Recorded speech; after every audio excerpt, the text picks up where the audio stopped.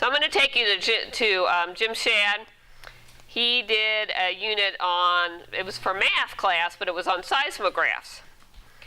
See, the idea was he talked about, how do we kind of measure the strength of an earthquake, all right, and how it would be measured on a seismograph. So he had then designed a seismograph using mathematical concepts. So what he did is he had here the big idea, earthquakes obviously, and he, instead of doing just one teacher essential question, he did some possible essential questions he thought his students might come up with. Either way is fine. Here's one of the reasons why I wanted to show you Jim's. One key point that we're trying to get better on, and Dr. Cugretti has made a big emphasis on, is this justification for the selection of the content. If possible, we would like you to select units based on content you feel like the students maybe have trouble grasping. And you feel like if there's a unit where you're doing the engineering design process, a unit maybe that's a little more hands-on, where you're spending a little more time, we're hoping that that will help your students to grasp the content.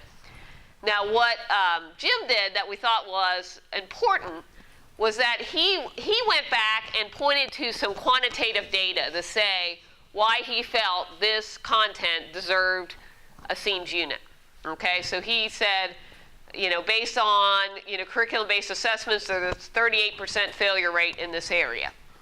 He talked about how it's going to use a pre and post test to see if the students gained in their content, and he kind of alluded to the fact that there's going to be a district semester exam, and we'll see how they do on exponential functions on this unit semester exam to see if this unit was successful or not, okay, with his students.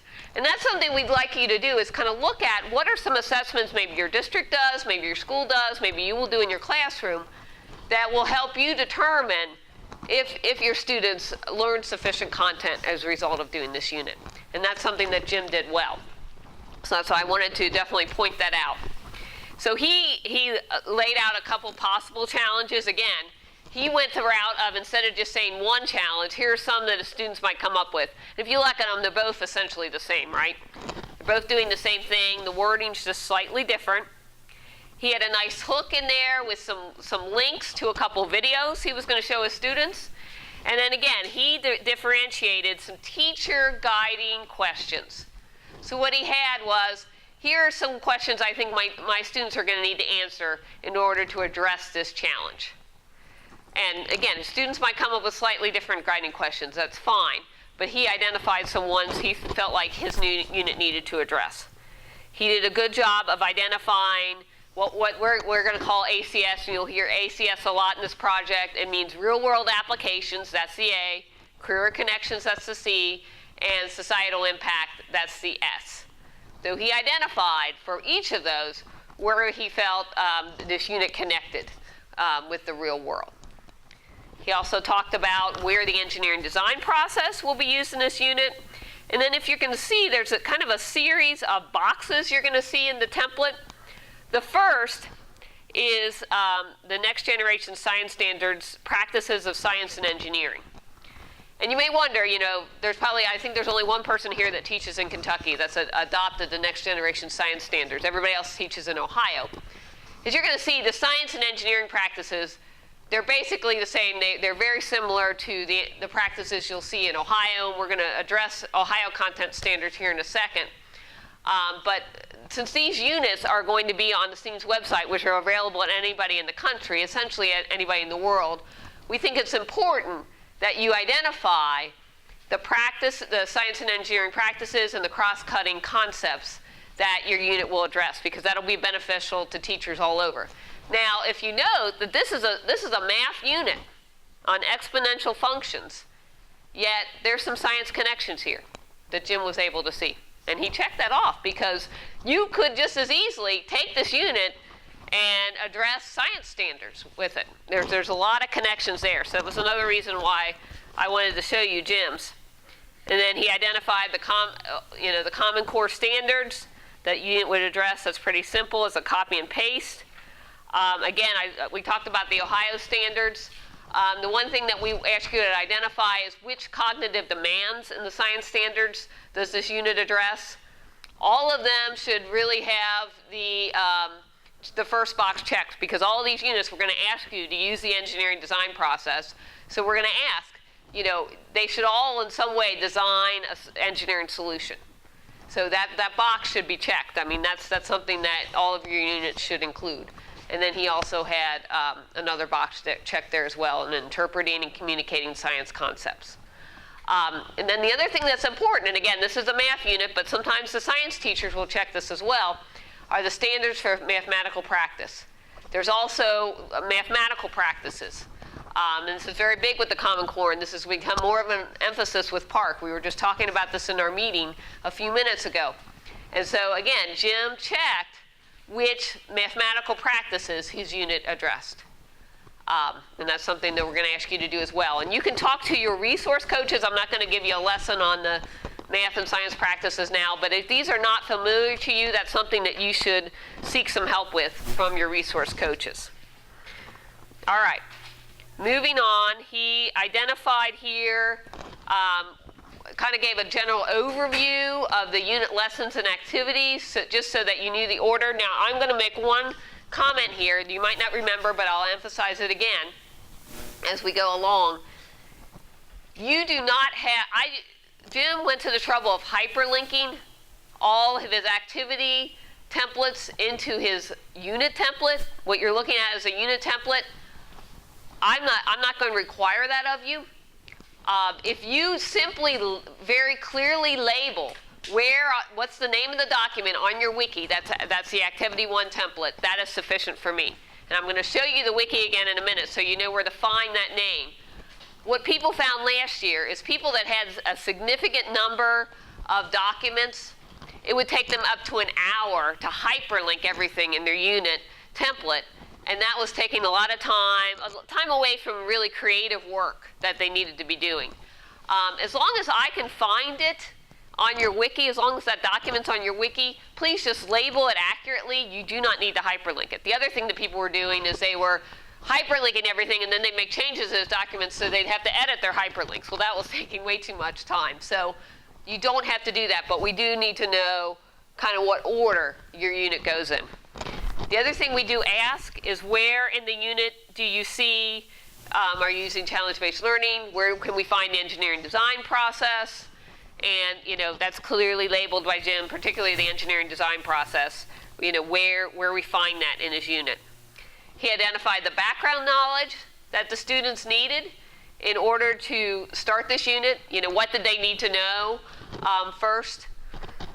And then he also identified, and this is important as well, and this is where I would want you to get some help from a resource coach if you felt like you were unsure what a student misconception was. It's important to identify before you start working on curricular content for your students that you understand what some of their misconceptions might be about a particular topic. So in Jim's case, one misconception is that an earthquake with a magnitude of 4, for example, that if you've got an earthquake then that measures 8 on the Richter scale, that it's just twice as severe as one that's 4. Well, that's not true. It's exponential. It's not linear. So really, an earthquake with a magnitude of 8 on the Richter scale is way more than one that's 4. There's a big, big difference between 8 and 4. It's not just double.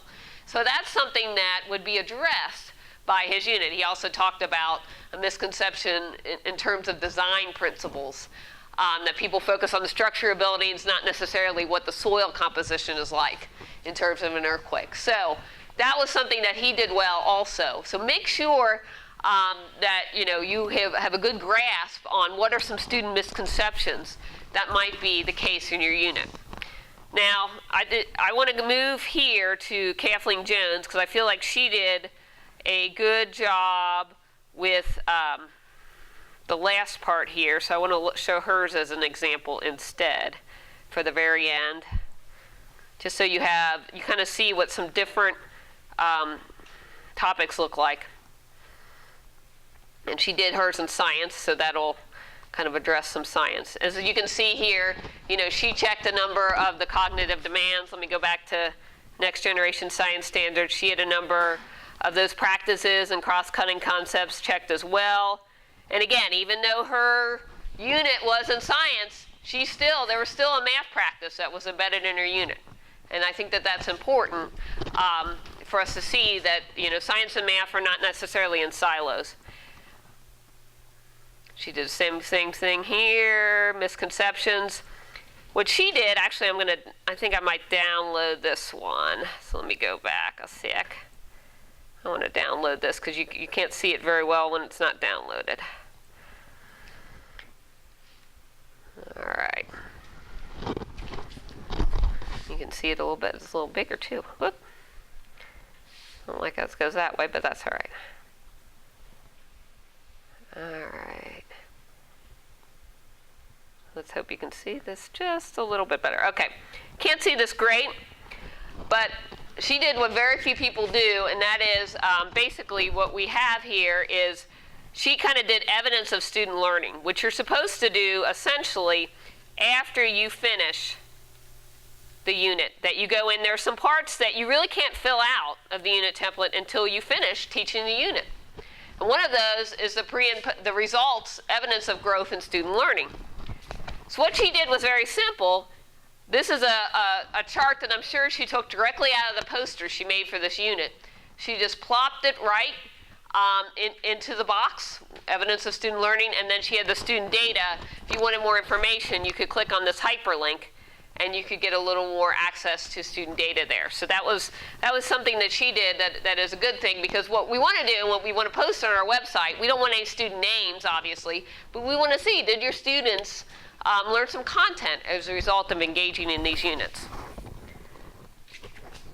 All right, I'm going to switch back to Jim's real quick, because the end here, oh, it's that silly thing.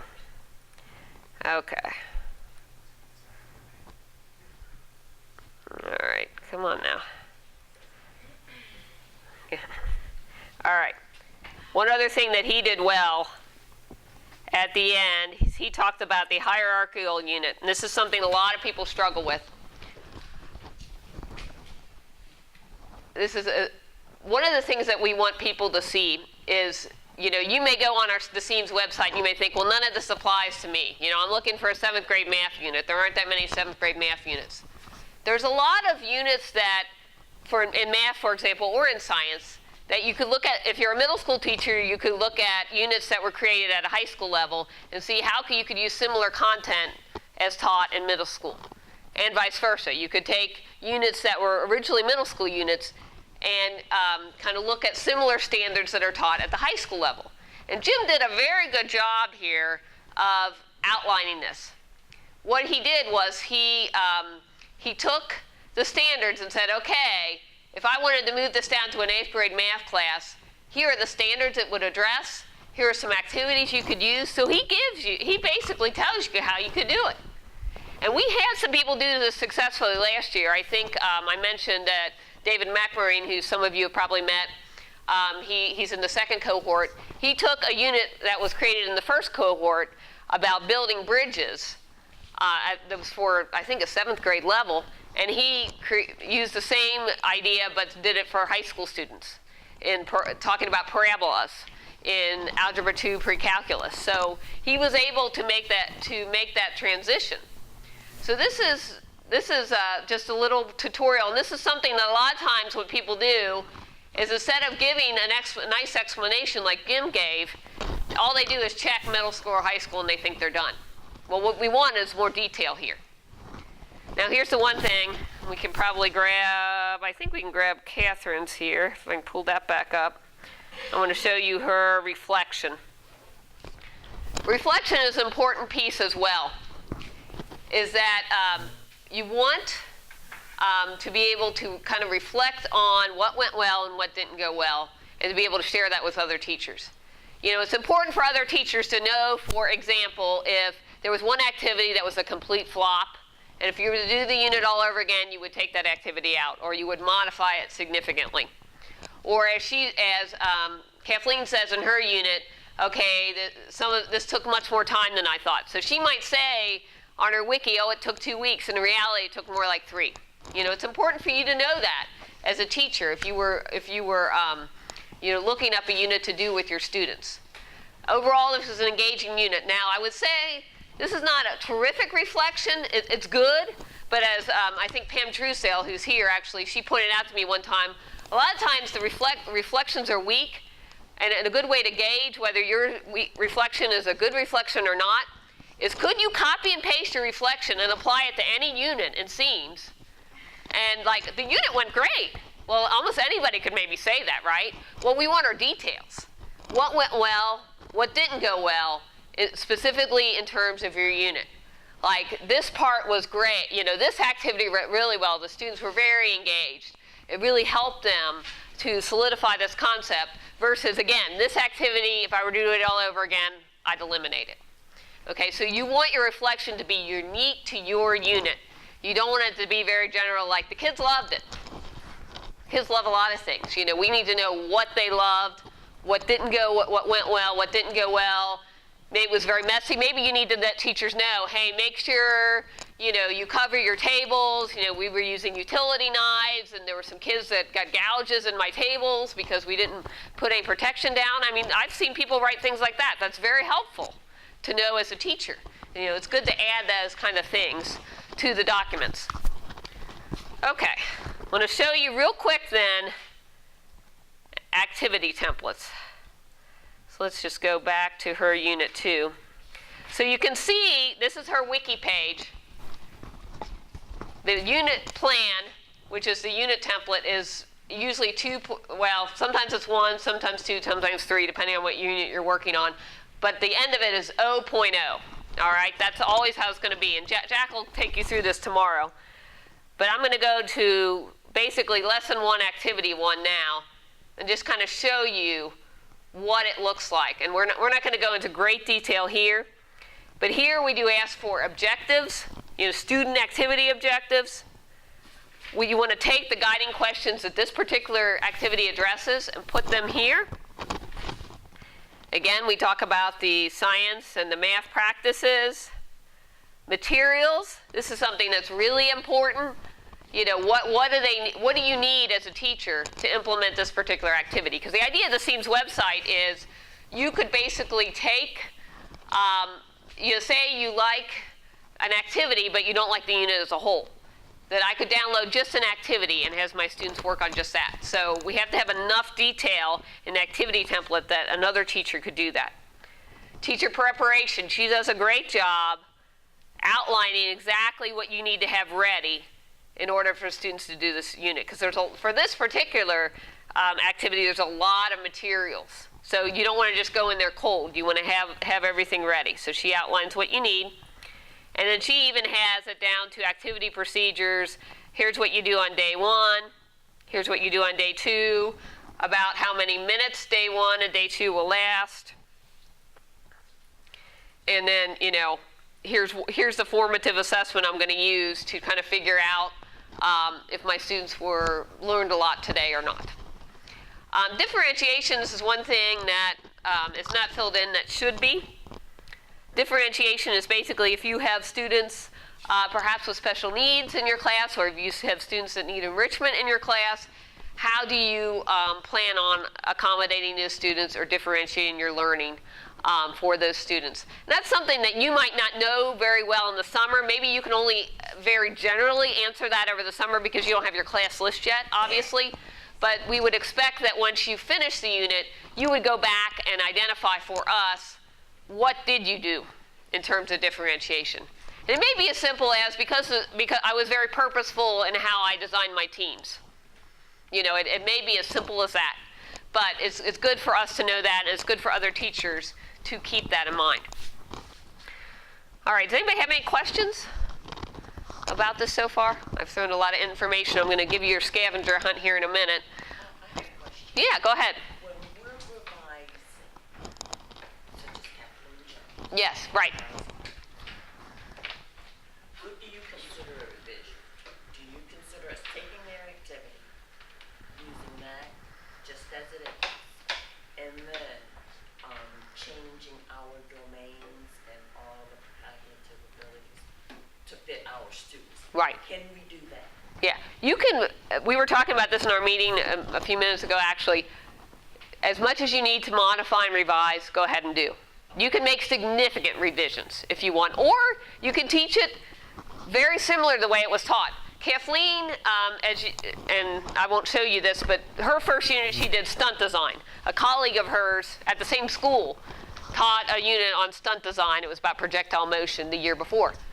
She reported in a reflection that she had to change very little because it was perfect for her students. But other people had to change a lot, Right. and that's fine. In reference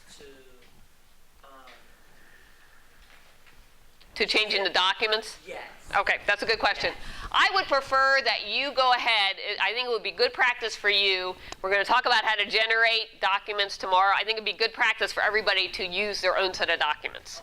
And part of the reason I'm going to say that too is the templates for the first year of our program look a little different than the templates do now. So if you would happen to choose one from the very first year, you're going to get confused.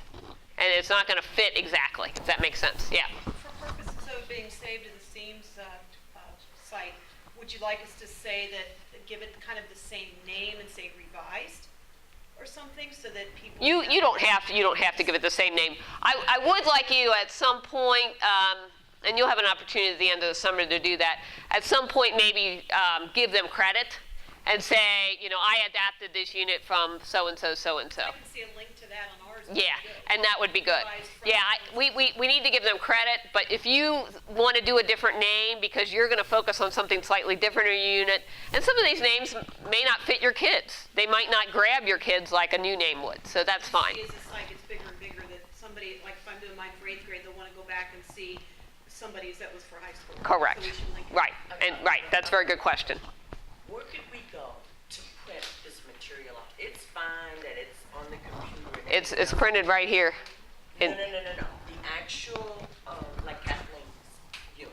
Where can I go to print that off? If you've got your student, if you all, because you're students, even those of you that are not registered as students, because you have M numbers, you can go to Parking Services, get a badge, and that will give you access to a certain number of copies at UC. So you can go to any computer lab, and I can send everybody an email about how to do that. But you can get copies, and a number of the copies are free. I forget how many you get initially, but it's not 10 or 15. Does any of the students know offhand? Do you know, Craig? College? Yeah. Well, for normal students, it's 600 a semester. Yeah, 600 a semester. So you can get a lot of copies for free. So, You do have to go and get a badge. yes, you have to get a badge because you have to swipe it. Because if somebody's got their badge handy, I can show them. But basically, there's a swiping ability there. So I got one to look at. yeah, student ID, exactly. Amy's got one. Well, I'll send you an email about that because that's kind of a separate issue in what we're talking about. Did I see another question over here? I thought I saw Patty, but no. Yeah, back part. You swipe that into basically a computer copier, and then that's how you get your swipes. Swiping ones might be less than 600. That's for the students in the computer labs. Okay. Using the card, it might be somewhere between 100 and 150 or something. But that's still a lot. You get like $112 per semester, and then it's like 5 cents a print, so something like that. Yeah, and if you're running over, I can print some things for you, but I prefer you use what you're entitled to first, so I'm not spending my whole day printing out things for people. So do that first, and then if you're running over, I don't want you to spend your own money, I can help you. Clicked on the site when we make it. All right, a lot of you didn't want to do number 1 because you didn't want to mess up your binder, which is fine. But were you able to look and find all those elements? Okay. All right, what about number 2? Does anybody want to answer number 2? Yeah, go ahead. Anybody? Activities is what we put. Yeah, or even a brief description of the lesson is fine. As you can see, and I didn't point this out to you before, I apologize. It's Kathleen Jones. The lesson is really an umbrella for, 2 or more activities. So under lesson 1, she just has like 2 sentences description where they're talking about physical and chemical properties of matter. And she just has 2-sentence description there. So it's a very, very brief description. What about number 3? You can just yell it out if you know. Reflections, right. Okay, what about number 4? Harmful is do before implementing and green added after implementation. Right.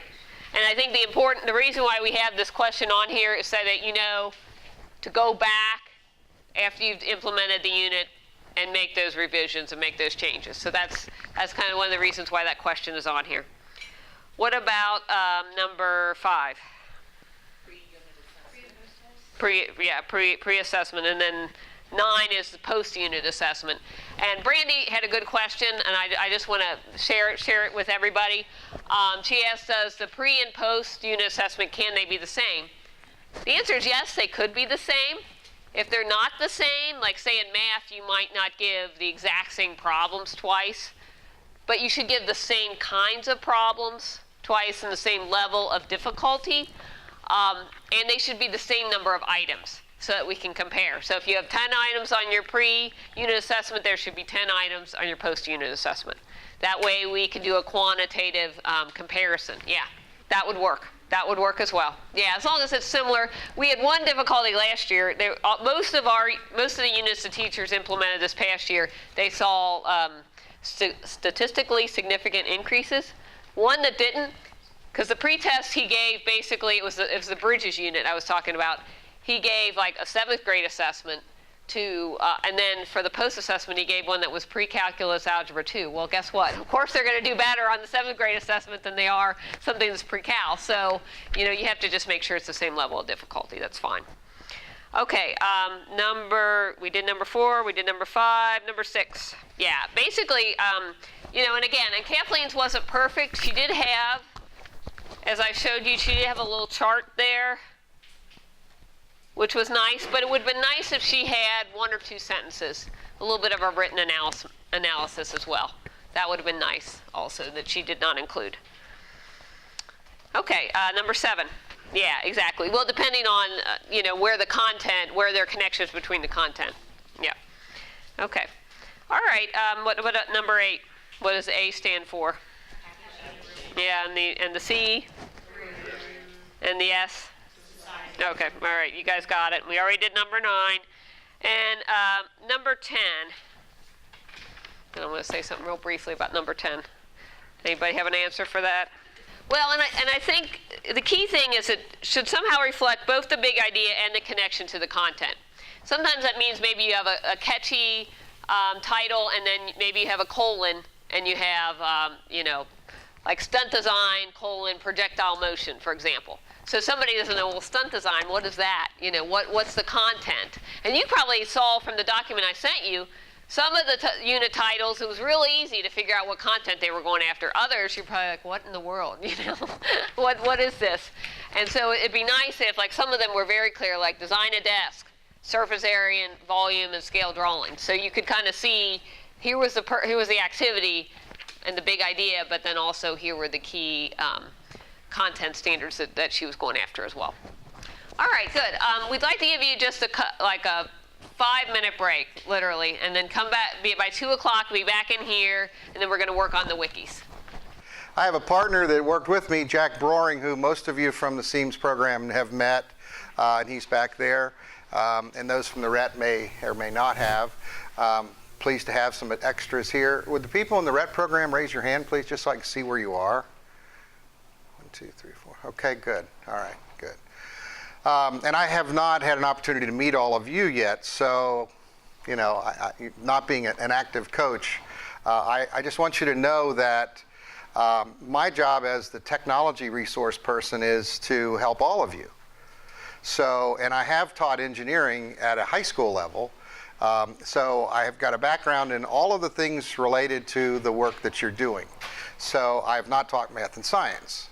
I've taught engineering specifically. So, and a lot of computers and video and those kind of related things. So a couple of the deliverables that you need to do that you're responsible for is a poster, a wiki, a video. All right, and those 3 things are the main tech pieces that you'll be required to do. And so I want you to know that I'm available to assist you anytime throughout the year and throughout the program that you're in it. If you have questions or whatever, I'm always available. Just email me, and you have access to my cell number for texting or any of that kind of stuff. First off, for those of you, we did ask if you all had a Google account. So how many of you have Google accounts? That should be like everyone. Okay, put your hands down. And how many of you do not? Terrific. So this is an active workshop. We'll be getting into less talking and more you doing things here in a while, but you should go ahead and log into your Google account now so that you're at least at that point. All right, so just so that you know what's going to happen today, at the end of this class/workshop, the purpose is that you will understand why you're making this. It's not because we want to give you another job to do. This is going to be a really functional, collaborative website that you will own for the purpose of CEEMS. And I think some of you, if you've never done them before, let's start with that. How many of you have ever built a wiki before? Terrific. I thought there might be a few. Do any of you use them with your classes? Great. Yeah, I do too. It's a really powerful tool, and you can, once you've gone through this experience, you might find other reasons for building wikis that you can use for your professional work. Having created a personal wiki, that's what we're going to do today. The personal wiki will actually be a CEEMS personal wiki. So it'll be specific to the CEEMS project. Know how to upload unit documents, so we'll go through the process of doing that. And you won't have a whole lot of documents yet because you haven't created them. We're just kind of getting started. But Jack is going to go through a part of this presentation, and then we'll follow up again tomorrow afternoon with more about these files that you're going to be generating. And then, so how to upload it and how to access the information so that you can manage your wiki by way of the layout, design, and some of those things. So it's really going to be pretty basic today. We want to make sure that it's all built, everybody has one, and that it's in the right layout as far as the way it's designed, because we want to be able to find things. All right, so a little bit just a background of what is a wiki. A wiki is a collaborative website. So it is a website. And there's all kinds of tools for building wikis, but we're cheap. We wanted to go with a free one, and why not? Is it not working now? There we go. So CEEMS requires you to create and use a wiki to store all of your unit documents.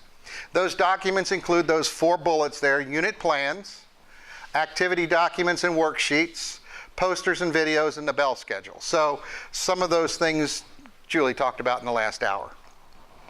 Wiki's an online space, so you have to have access to the internet to get to it.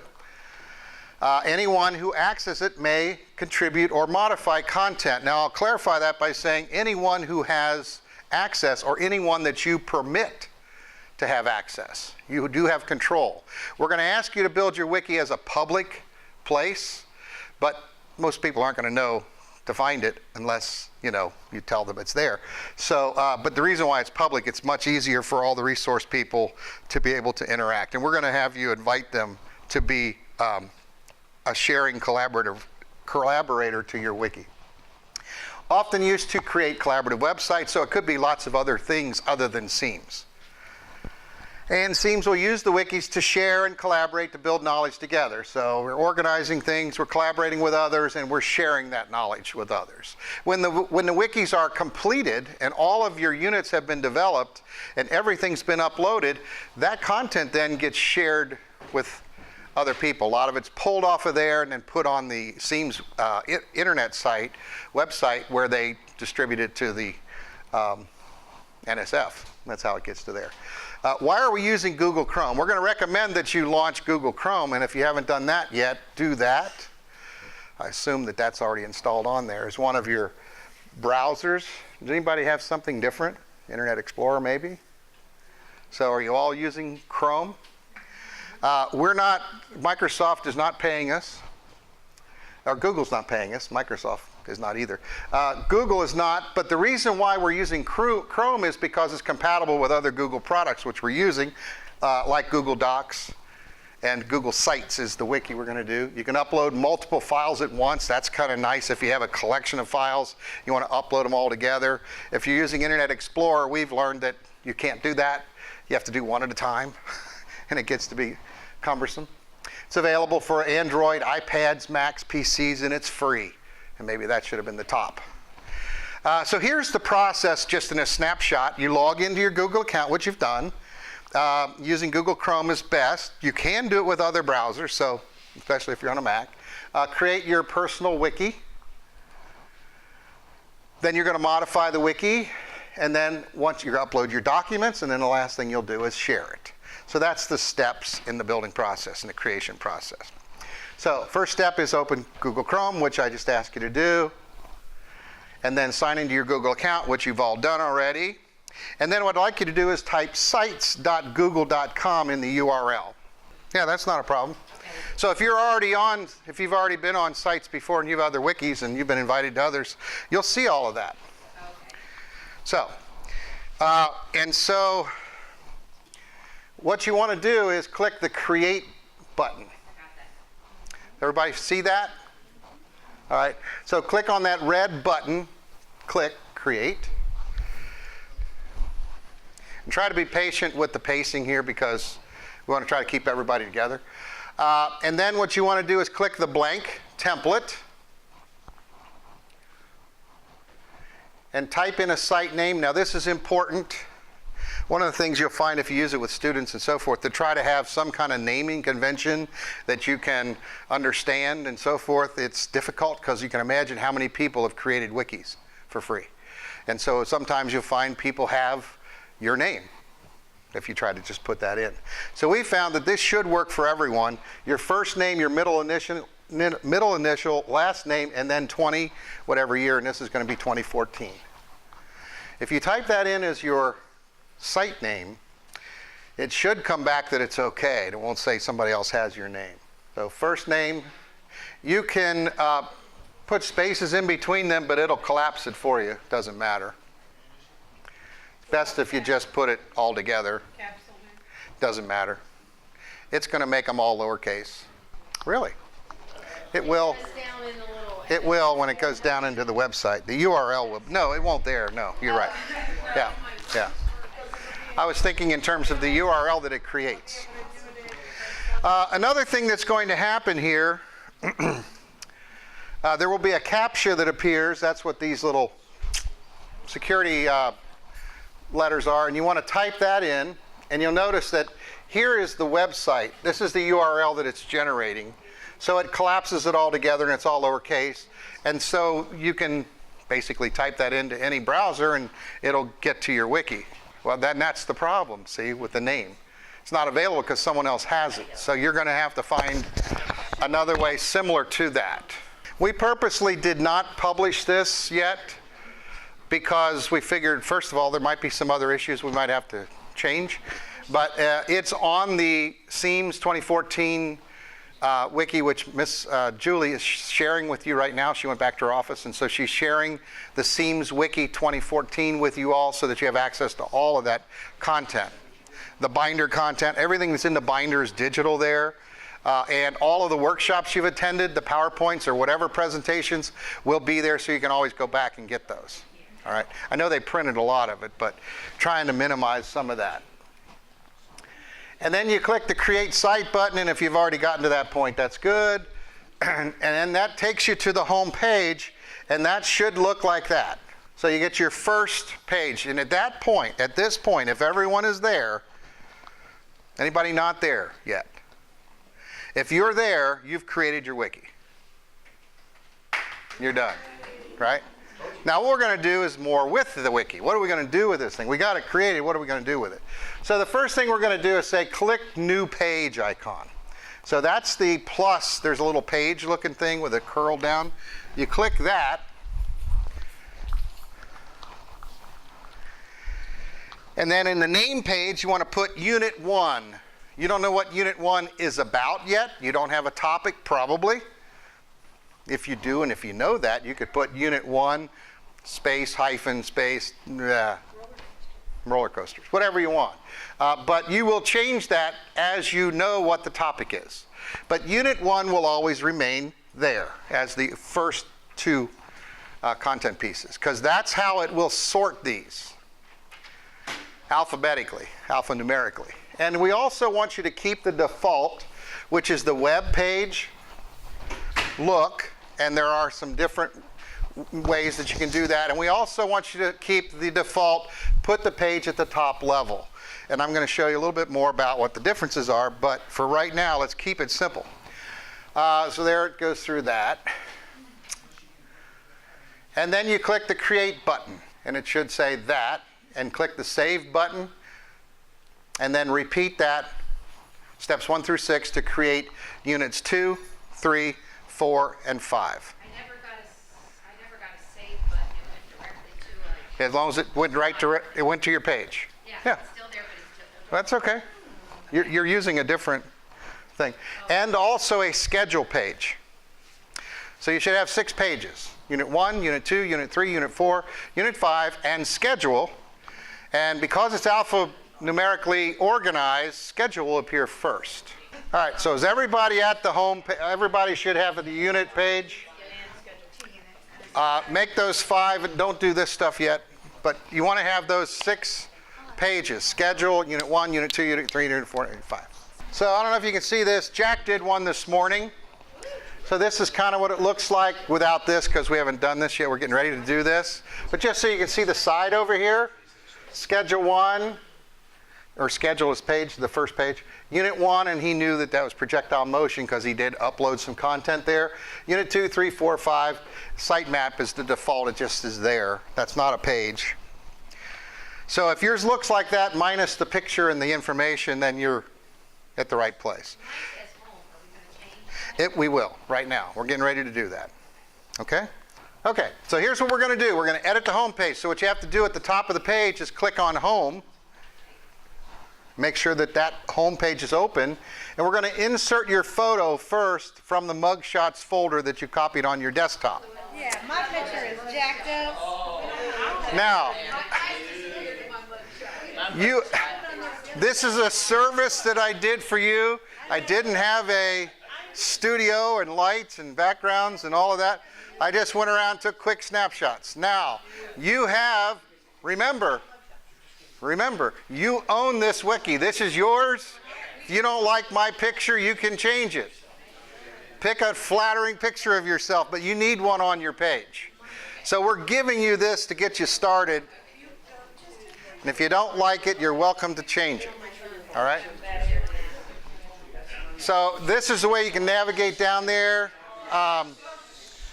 This is where you will name your home page to something specific, which is your name, the school, subject area, and grade level. That should be your home page title.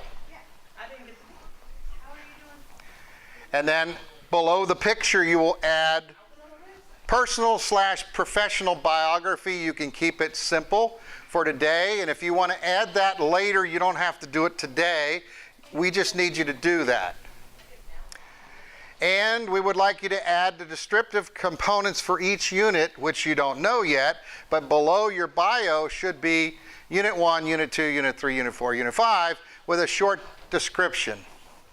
And what I'm going to do now is give you a look at what one might look like. Here's one that cohort 2 has done, if you know Kelly Deneau. So there's her picture, and obviously it's not the one that I took. I took everyone's last year too. And there's a short little bio. She does not have her units described down here, so that's not a good example, but you can see how the rest of this is. And she added a schedule here just so you can see what that looks like. And then I've got this one, which is Catherine's. This one does have a unit. This is what we would like it to look like, with just the name of the unit, the big idea, and the challenge. You don't have to get into a lot of detail because the detail is on all of your templates. You know, all of the documents that you're uploading. If someone wants to know more, they can go onto the pages and find all that other information. And then the bell schedule here is down below rather than on its own page. So we're trying to make that a little bit easier by having a page up here. Okay. Next, review each step of these in more detail. So here we go. Here's how you do the photo. On the home page, or this is how you edit the title. So you click the pencil. There's a little pencil icon. And if you click that, it'll let you insert. So it goes to Insert tab. Well, I guess I'm backwards again. Image. And without having one up here, there are a lot of other things you can insert in that space on the web page top. And when you do insert, you'll see a whole list of things there. So the first one is an image. Then choose File, and when you choose File, it says Uploaded Images, choose File. And then what you're going to do is navigate to the mugshot folder on your desktop, and in there you should find one of those pictures that looks like you with your name. Double click your photo, click OK. And then on the size, make it small. Doesn't need to take up a lot of real estate there. And then in the page title box, this is where you name the page. Right there. In the page title box. So where it says home, you just select the word home and then just replace that with your own title. Yeah, with the pencil. Yeah, you got to be in the pencil. So the two little things at the top, the pencil edits the page, and obviously the other one makes a new page, and you don't want to make a new page. There it is, yeah, okay.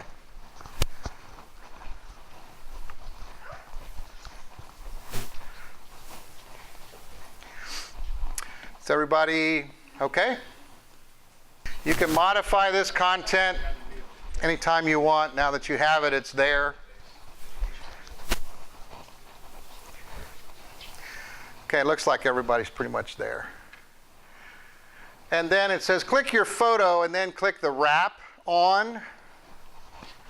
And there's an icon there for the wrap on. And then that's where you would add the bio. If you don't do that, you'll end up putting it below. Not that it's critical.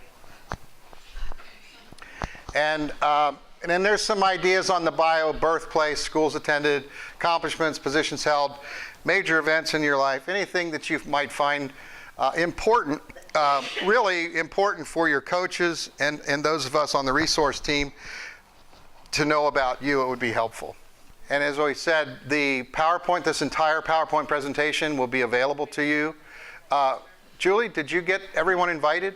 So the person that was looking for the CEEMS 2014 Wiki, I don't remember who that was. Barbie? Did you find it by typing Denny Dupps in the search?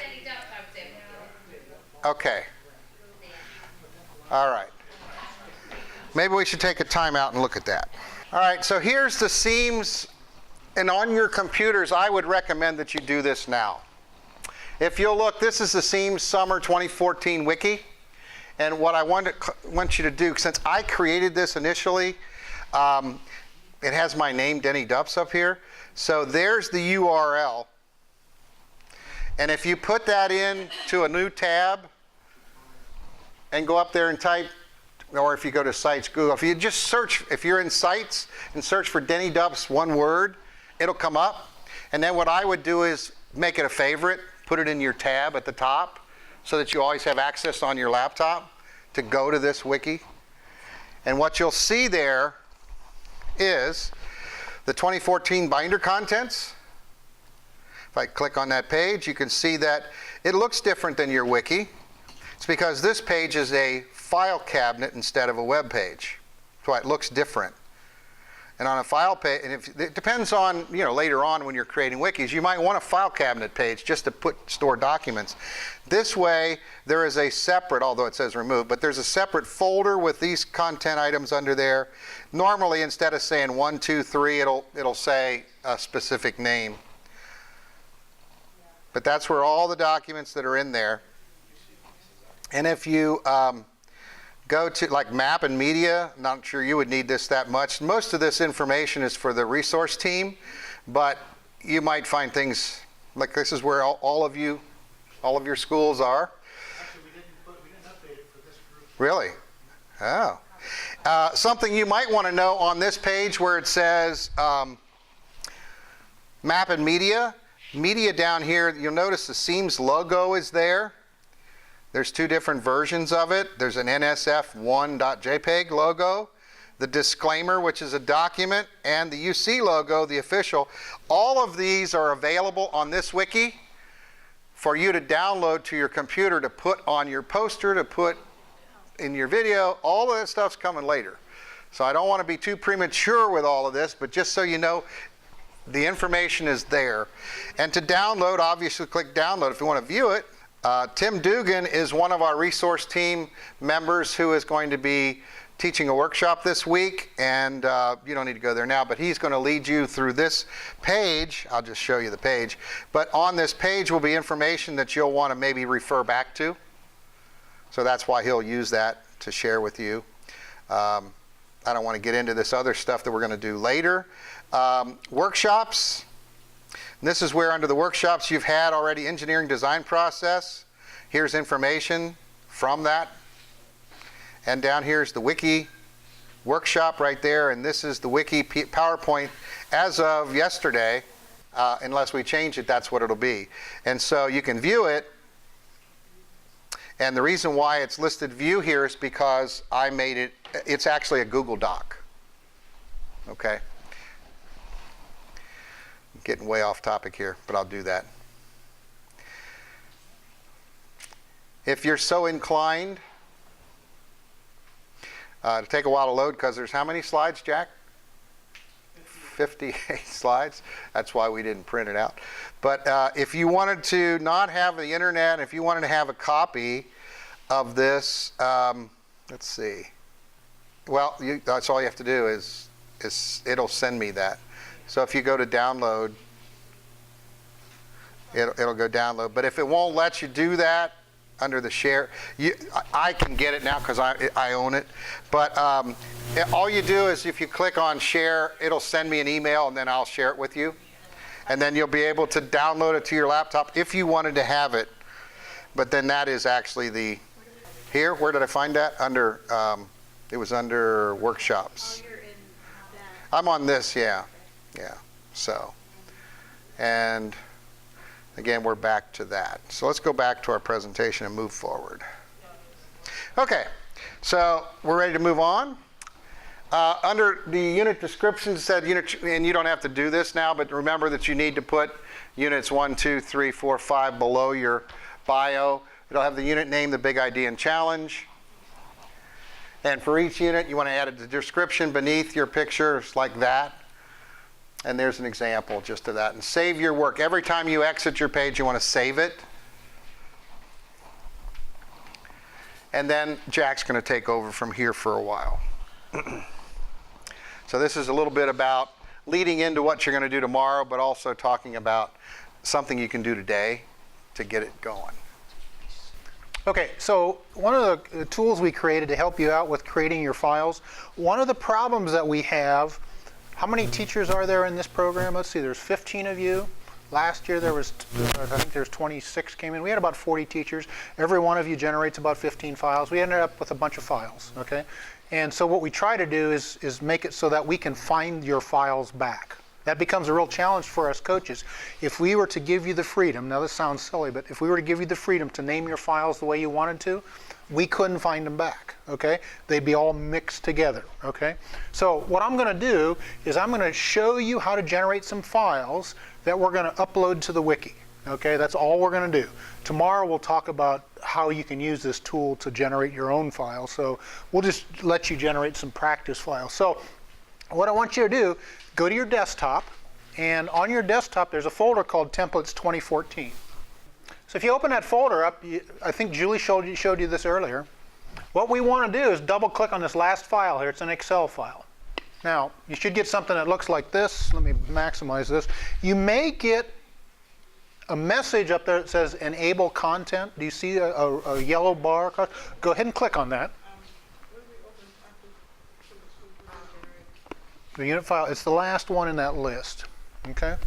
And the reason I asked you if you wanted to enable content, there's a macro that it automates a lot of stuff for you. So it's trying to protect you from these unscrupulous people who write programs that have bugs in them, you know? So anyhow, what we're going to do now is we're going to use an example. What I want you to do is click on this link. You see this? It says example one. Does everybody have this up? For those of you who do, click on that link, and it'll give you a message that says, do you really want to erase all your data? Okay, and just click yes, I do. I'm having issues. Okay. It says I cannot run the macro. Sorry. We're good. Okay. And then just click on example 1. And what I want you to do is everybody at this point.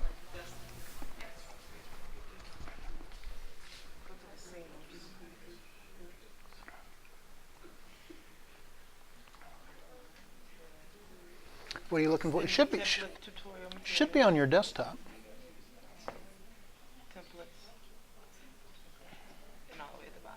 There you go. And then enable content right there. There you go. And then just click on example 1. Hit OK. And then just yes. Okay. So all it did is it populated the worksheet, the workbook, with an example unit. Okay? This would be what yours would look like potentially when you were done with it. Now what I want you to do up there in the cell here where it says it's got Matt and it's got Richie, I want you to put your name in there. Okay, so what you see here, this is something that you're going to have to populate. But what's important over here is these file names over here to the right-hand side. Okay, that's what we're interested in, getting those files. Now, all I want you to do now is click this Create button right here. Click Create. And what should happen is Word should start flashing here on the bottom of your screen. Okay, what I'd like you to do now is there's a box on your screen, a dialog box. In the lower right-hand corner, you can click on the Done key if you want, or the button there. And then I want you to go to your desktop. On your desktop, there should be a folder called Unit Archive. And inside that Unit Archive folder, there should be a bunch of files. Can you It's called Unit Archive. It's where we archive all of your, okay? And so there should be a folder inside of there, and if you ran it more than once, there should be multiple folders. Okay? How do we do that with this app? Just hit the Done button. Okay. Hit Done. And then click down here. If you go down here to that little box right there, it'll take you to the desktop. Oh, cool. Okay? And then find a folder called Unit Archive on your desktop. Do you want us to close out of the folder or minimize it? Unit card. For which one is that now? You want us to close out or minimize? At this point in time, you can actually close it. Just say no when you ask if you want to save it. Just say no. Okay. Now what we're going to do is we've got files that we can upload now. Okay. So what you should have on your desktop is. Oh, by the way, did you know that in the lower right-hand corner, that little opaque box will get you back and forth to the desktop? If you didn't, okay. So the folder, every time you click the Create button, it's going to stick a new folder in the Unit Archive folder. Okay? And so the files that we created are inside this folder. Notice that there's a date, today's date. There's a 14-108 there, that's the time. So it puts the date and time on it. Every time you run it, it'll put a unique name on it. Okay? So you don't have to worry about overwriting old stuff. Okay, so let's go back to the presentation and figure out what it is we want to do now.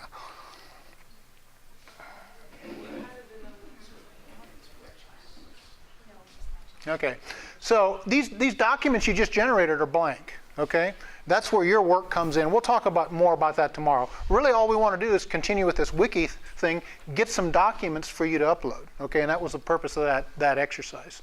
Okay, there's some stuff in the appendix. You'll find that there's about 12 topics that we address in the appendix. If you want to delete files, you can go to appendix and figure that out. So what I want you to do is click on Unit 1 in your Wiki. Now we're back to the Wiki.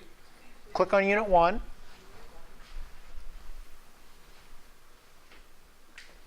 Okay, and then click on the pencil for Edit the Page.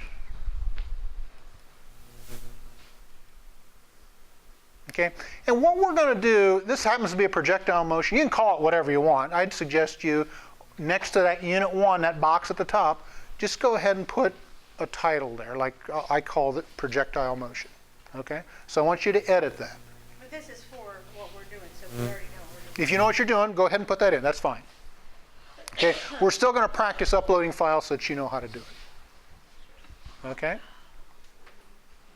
So type something in there.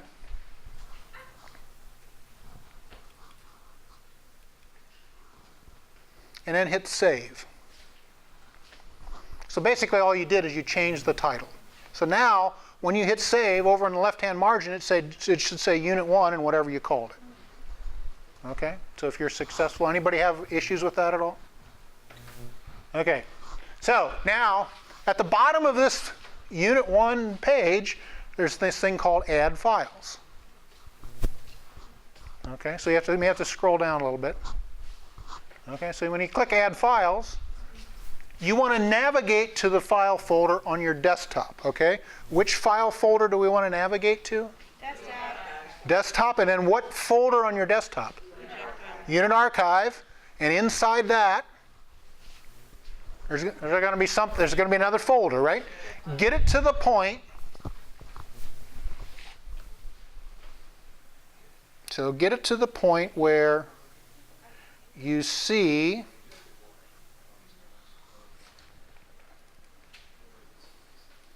the files. Okay, now I'm not doing exactly what you're doing, but one of the tricks I want to show you is if I click on this first file right here and then hold my control key down and click A. Control A is select all. Okay, now you've probably got like an open button or something. Okay, once you've got them all selected, just go ahead and click open and watch what happens. Okay. Why can't we just click on the folder? Because I don't know. I don't know that it'll upload a folder. If it was a zip file, it would do that, but I don't think it'll do a folder. That's what I remember. Okay. Do you have something that looks like this? Okay. It's got your name there. Okay. Good. One of the things I do want to point out. Notice here you got a V1. Okay. What I would encourage you to do, and you'll hear this multiple times, when you change your unit document, notice here the unit plan's at the top and so on. When you change that, don't change the name. Okay? Go ahead and upload it again. Okay? And the reason for that is this will go to version 2. But if I want to see version 1, all I got to do is click on that. So it'll actually keep multiple versions for you. So don't change the file names, unless you absolutely have to. Okay? So what I can do is I can click on Add Files, and I will go to the desktop. I will go to Unit Archive,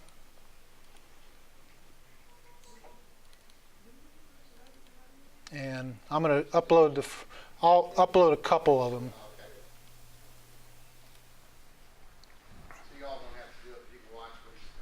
You know, the point is that you don't have to keep track. I mean, you should always keep backup copies. We had a teacher last year that put everything on his thumb drive, and his thumb drive crashed, and he lost all of his work. Make sure you back stuff up. How do I find version 1 then? I'm sorry, say it again. What was your... Find version 1. When you say, how do I find version 1? So there's... So I had version 2 uploaded. I wonder if I know what the problem is here. I changed the names of my documents. So the fact that I just violated my own rule here. Okay, but if this says V2, you just click on the V2 or V3, whatever. Okay.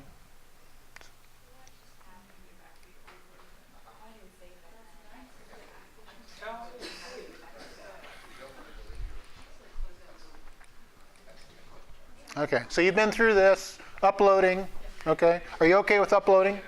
Yes. Okay. And here I talk about this, what I just said, is when you update your documents, reload with the same file name because it'll archive the old one, okay?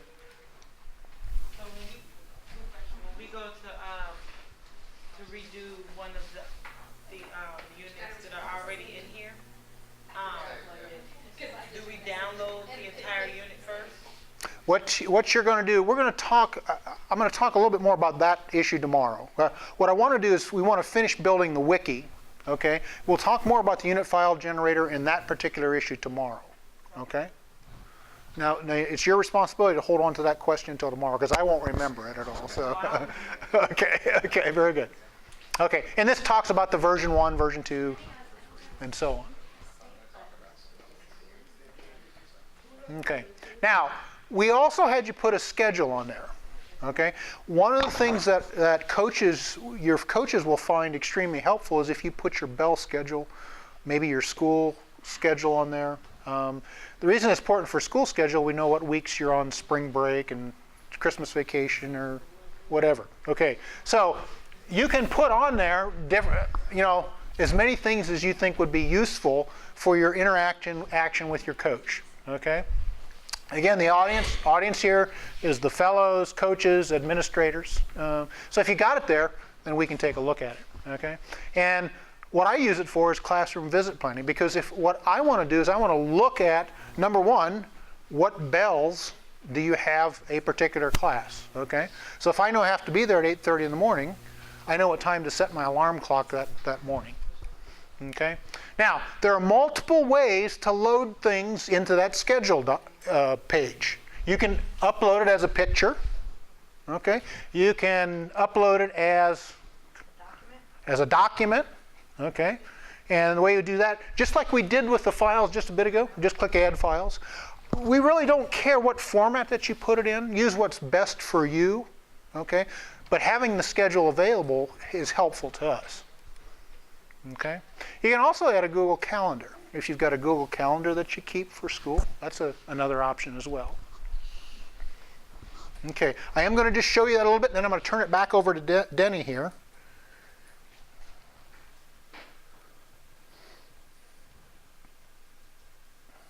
So I'm just going to click on the schedule that I created here. So here's a JPG file. That was a picture. Here's a link. I didn't talk about this. Here's a hyperlink to a teacher's document. Okay. And she actually uses Google Docs to store that. Let's see here once. Whoops. Take you back. So anyhow, the point is there's a Google Calendar. There's files at the bottom. So the point is you can store it in various formats. What's important is that you put something out there that we can look at. And your coach will let you know what they need. So with that, Danny, I'm going to turn it back over to you. Sometimes the schedule changes. You'll get back on day one and the principal will say, oh, I need you to do this or that. So whenever you know the firm schedule, if you can do that, those are all the options for doing it. You okay? You got me back there? I think I'm all right. Okay. All right. So one of the last things we want to do to the wiki today is just to show you how to link a video to the wiki. And before I get into that, let me just tell you, see, it talks about extremely large files. If you create a video and you save it as an MPEG-4 or a WMV or an AVI, oh Lord, AVIs are huge. They're very large file sizes. One of the things I didn't tell you at the beginning of this is that the free that we get from Google Sites, the free only gives you 100 megabytes of space storage. So 100 megabytes is enough for the CEEMS process, and it's enough for a lot of things. I heard someone back there say, oh, I could use the wiki, create a wiki, and upload all my photos there and get them organized and so forth. Well, I don't know about that, because you might reach 100 megabytes with photo files pretty quickly. So it might not be a good idea. But you could create a wiki for a vacation set of photos, and you could create another wiki for another vacation. So what I've found is I use the free and I make multiple wikis very specific to whatever I want. And if you want, you can link one wiki to the other. You can have one wiki that's just like a menu, a catalog. And you have all the links to all your other wikis. And then bingo, you can just go right between them all. Anyway, that's getting a little bit off topic. But there's a lot of things you can do with it, but you have to realize that 100 megabytes is your maximum capacity. And as a result of that, we don't want to upload large files, and video files are one. Some of the PowerPoints that you create as instructionals for your class, when you're teaching the units, and you created some kind of an activity PowerPoint, and you start populating your wiki with a bunch of these PowerPoint files, you might start to cramp your wiki space. So there's some ways around that. And that's where you can use the power of Google again. You can upload your PowerPoint to your Google Drive, and then you can add the PowerPoint from the drive, which means that the Google site does not hold the whole PowerPoint. It's being stored on Google Drive, not on the site. It's just basically linking to it, which is what Jack showed you there before with that schedule or whatever that was. All right, so moving on. So what we're going to do is insert a video hyperlink on your wiki, and we're going to use a sample one here today. To be explained in more detail during the video session, which is a couple weeks away, we'll start talking about how to make a video for your project and then how to blend this back into your wiki to share. For this exercise, we'll use an existing video. I want you to open a new tab in Google Chrome, like so. And then just type up in the URL youtube.com. That should take you to the base YouTube site. And then there's a tiny URL you can type up in the top of Google. HTTP, matter of fact, Jack, you said you don't even have to do that. You can just type tinyurl.com/PWDE8AC, and it'll get you to the Crisis in Education, which is our promotional video that we did, and you've probably seen this before. I wanted you to go to YouTube first just so you could see that you're in YouTube. That's where this is. This video is being stored on YouTube. I love YouTube because, well, Google bought YouTube, so all of this Google stuff is together. Google Sites, Google Drive, Google Docs, and YouTube is all now Google, and it all works well together. So once you get there, and once it comes up, after you've typed in that tiny URL, it'll be like this at the top. Right? Okay. So the tiny URL, just to save you typing. You could have searched for Crisis in Education. It probably would have been one of the top, or you could have put CEEMS, and you could search in YouTube and it comes up pretty quickly as well. What we need to do next, the full address, is let's see if I'm right. All right, so what we want to do is copy that URL right now. And the way you do it is you just click up in there and highlight that whole string of characters. And then right-click on it. And select copy. And then go back to your wiki. On Unit 1 page, you want to get to the Unit 1 page. And then, let's see if there's something here. Oh yeah, this is leading through it. To link your video, you do the edit icon, which is the pencil. And remember, let me see, I got something to, it's got to be the Unit 1 projectile. Under the unit, in the top space where the web page is, you just want to click your mouse inside that page. I'll demonstrate this here in a second. If you're confused, don't worry about it. That's okay. That's okay. Why is that going in reverse? Strange things are happening. Click Insert. So just watch this, then I'll demonstrate it with you. It'll be easier. And then under the Insert, where you inserted pictures before on the home page, instead of that, you can navigate over to where it says Video and YouTube. And then when you get there, that's okay. And then what you do in that box up there is you paste Control V to paste that string in there. And you can leave the default size the way it is. Include a border. I like that. That's the default. And I like to also put a title because it'll just say YouTube down there probably. And what you want to do is be specific about what the video is about. In this case, it's CEEMS promotional video. And you click the Save button. All right, so here is a string. I'm going to copy that. And I'm going to go back to Jack's wiki. I don't know if he'll let me do it. I might not be able to. Go to Unit 1. There we go. He's got one in there already. And I'm going to go up to Edit this page. If you're not sure on this, just watch what I'm doing.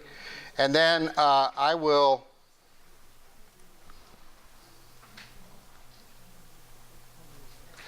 take that one out. I just deleted his. I'm going to insert YouTube. It went right to it. You're right. Control V. Instead of YouTube video, I'm going to type CEEMS.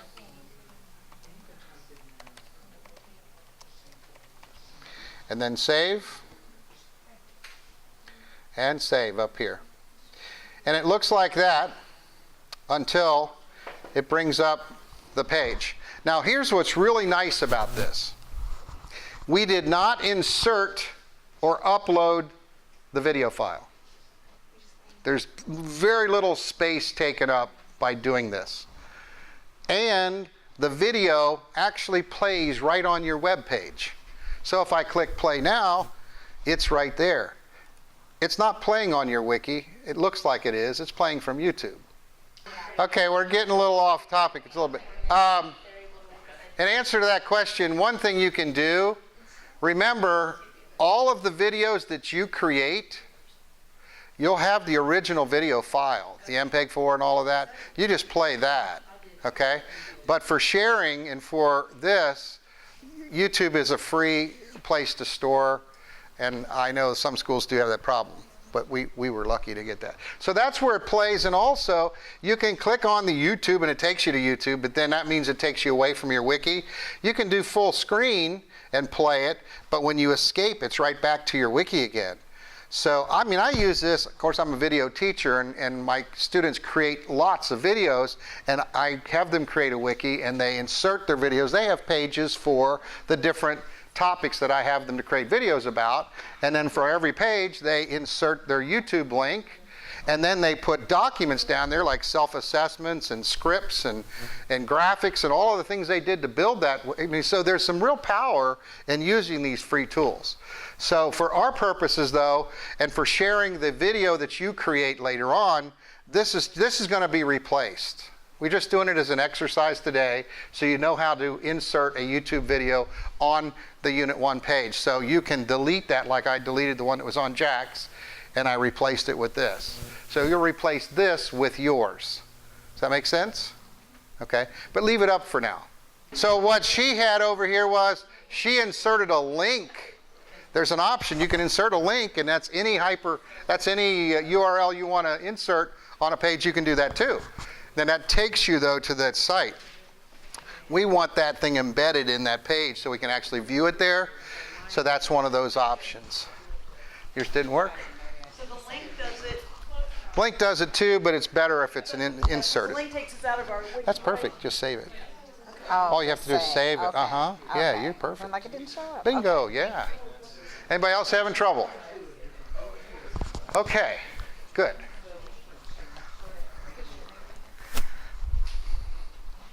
Are you guys still having trouble? That's okay. Look, it's something different, it's something new, and don't panic over the fact that it's maybe not easy and maybe it didn't work well today. Just remember, I'm available, I can help you. And whenever you have individual problems, most of these things, once you find out how to do it, then you'll say, oh yeah, that's easy. So, let's go back to my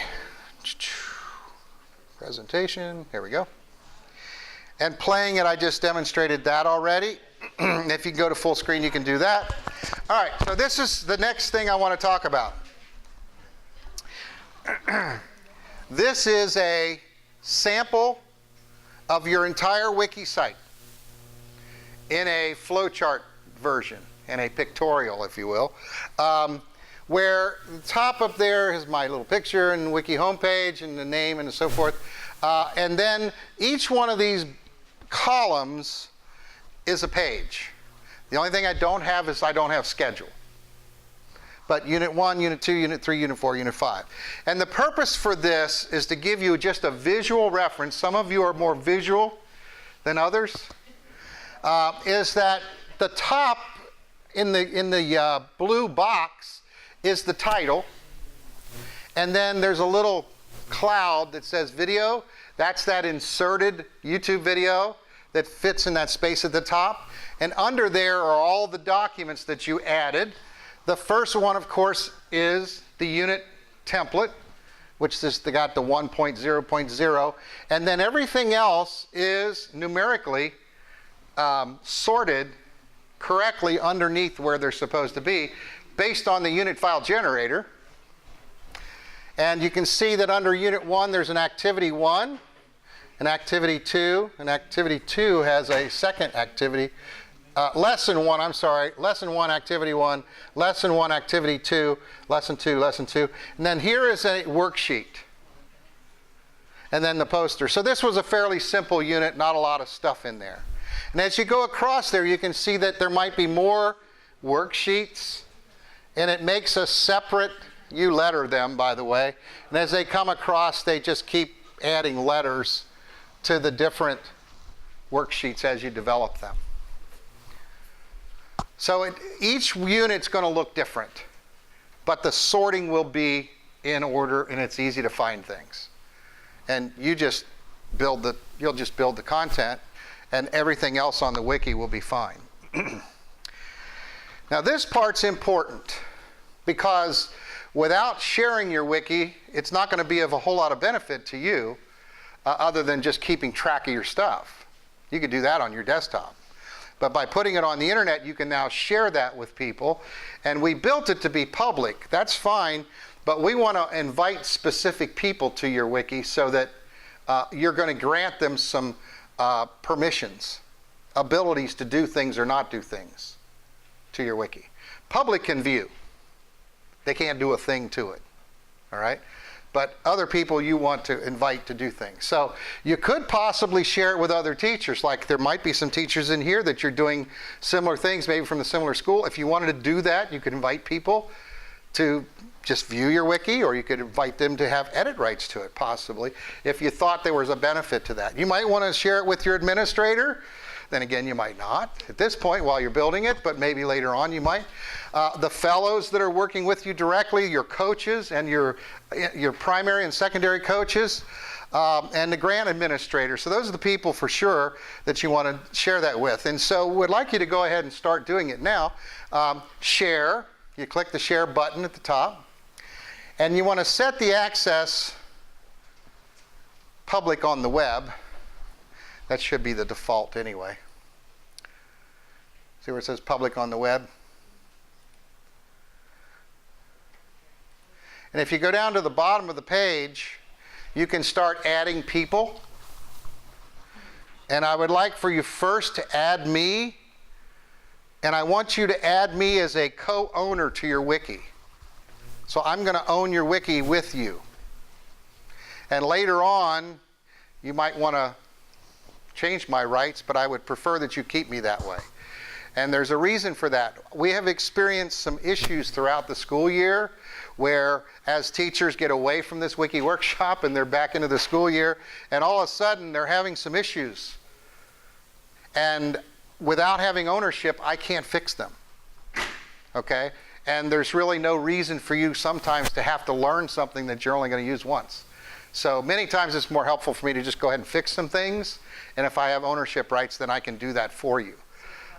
So if you add me instead of the clicking of the can edit, just put dupsd@gmail.com and put owner. Will it have more than one owner? You can have more than one owner. What's the difference between owner and edit? Good question. Question was, what's the difference between owner and edit?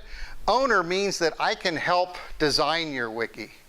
I can go in and look at how much space you've used up. When I had edit rights, I couldn't see any of that. And so therefore, some people would send me an email saying, oh, I tried to upload my PowerPoint and it wouldn't upload.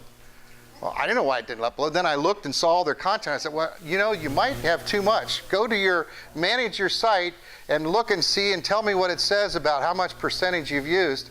And they didn't know where to go. I don't know where to do that. So I had to do screenshots and send emails back and forth. So all I'm saying is, those are some of the things that happened that I needed to go in and be able to do. It gives me I can add, even people with edit rights can add pages if they want.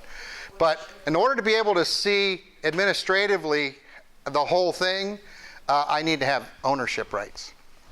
And believe me, I'm not going to do your work for you, only if you get stuck.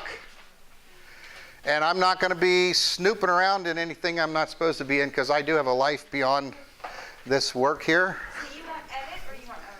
I want owner. Okay. Yeah.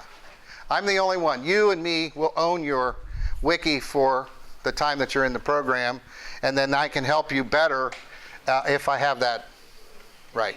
We don't put quotation, do we put quotation? No, just no, duppsd@gmail.com. Okay, can you leave that, And leave that can edit out. because you want owner. Yeah, I want owner, Right. and I didn't change it here. But the next people that you invite, you want to give them edit rights, and those are your coaches. So let's look at the whole list.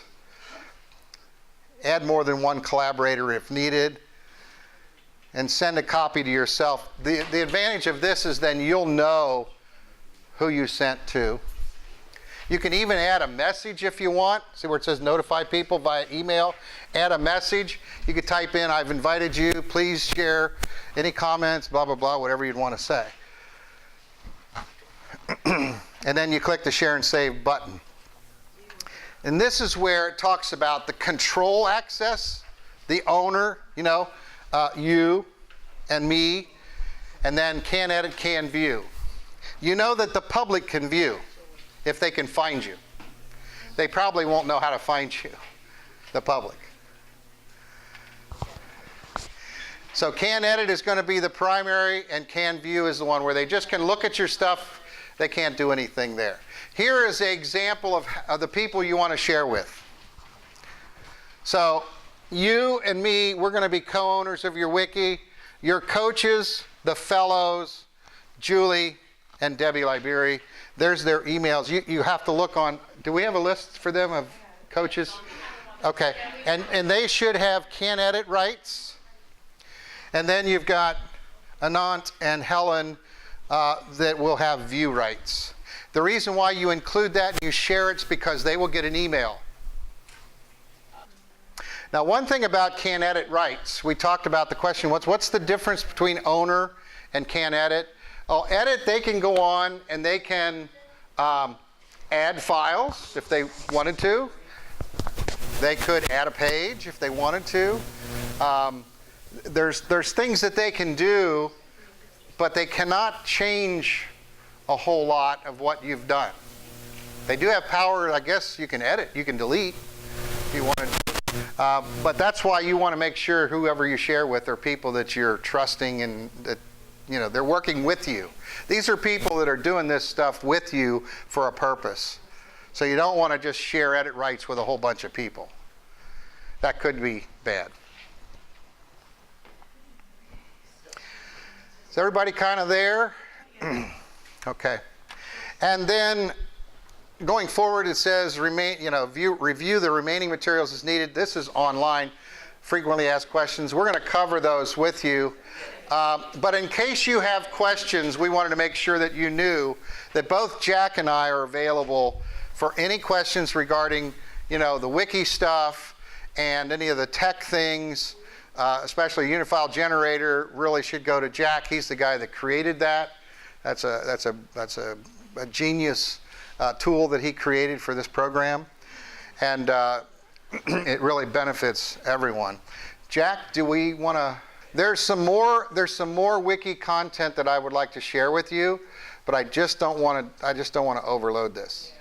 Okay, and I think that you've done a lot.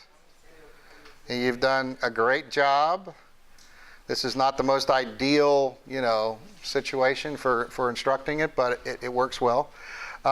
So we will pick up the rest of this. If you want to go ahead, go to the CEEMS wiki and look at the PowerPoint and do it on your own. But we're going to lead you through it tomorrow anyway. We'll have time tomorrow to go further. We're just going to show you some things you might need to know, if you upload something you don't want it, how to delete it. If you create a page and you don't like it, and you want to delete it, how do you do that? Different things like that we'll show you, and there's some other valuable things too. I was trying to think, the other thing that, we'll talk about this tomorrow, and that's if you get invited to someone else's wiki, it's the whole idea of subscribing. When you invite your coaches, they will then subscribe to your wiki. And what that means is that everything you do to it, they get an email. Like you upload a document, you don't have to email them separately and say, hey, coach, I just uploaded my template. Can you look at it? You don't have to do that because it automatically generate that email and they'll know that you put something up there. So that's a nice part about it. Okay, Jack, it's yours. Okay, so if you can get to this page, and I think you probably, some of you probably still have difficulty to get to, how do you get to this page? You know, it's site, it's sites.google.com/site/Denny Dupps. Okay. Go to the sites blank and type Denny Dupps. Okay. So, and Until I invite you, right? So what do I have to do? but you'll see this menu, and right here, down here, there's this unit file generator. Okay. Now, what I did was I created 4 videos. Okay. The first one's, I think it's so it's about 7 minutes long. It tells you how to kind of get your computer set up. Okay. So I would watch that one. Okay. The second one is the file naming standards. It's justification for doing what we did. Okay. If you're not curious about why we named them the way we did, you don't have to bother with that one. Okay. But don't complain about it. Okay. So if you don't watch the video, you can't complain. Okay. So probably the key one here is this one right here, part 2. It's 20 minutes long, about 21 minutes long. So if you watch that one, okay, that'll explain to you the things that you'll need that would be helpful to have knowledge of when you come back tomorrow, because that way you can ask questions. Okay? There's a third video, and you'll need this later on because one of the problems you'll have is, okay, let's say you generate this list of files, okay, and I want to insert one right at the maybe at the second or third file. You've got to rename all of those files because they've got numbers. And what this one does is tells you how to do that. Okay, so there's 4 videos. If you could tonight, I would watch Getting Started, and I would watch part 2, this one right here. If you could do that, it'll be more helpful for you to ask questions tomorrow. Okay? And then one other thing. Has anybody used track changes in Word? Do you know what track changes is? Okay? Generally, when your coaches interact with you, you'll send me a Word document. What I'll do is I'll turn on track changes, and you'll see my comments in there. Okay? And then what you do is you go through and you either accept them or reject them. Okay? So it's always your responsibility to do that. And one of the things Julie told me the other day is that some of the documents that she's seen, the teachers haven't gone through and accepted or rejected these. You should have a document that has no comments in it once you post it to your, after you post it to your wiki, it should be cleaned up. Okay? But hey, the reason I bring that up is if you've not used track changes before, we did the same thing here with track changes. Oh, come on here. Okay. There's some tutorials. In your case, you have Word 2013, so you'd want to watch the first video. If you have no clue what track changes is, okay, I would wait on that one. You don't have to do that one for tomorrow because we're not really going to talk about that. When your coach starts sending you documents back and you see these comments in, you say, oh, how did they do that? Okay, that's maybe when you want to watch that video. So, with that, it must work. Okay. Okay. Are there any questions at this point in time?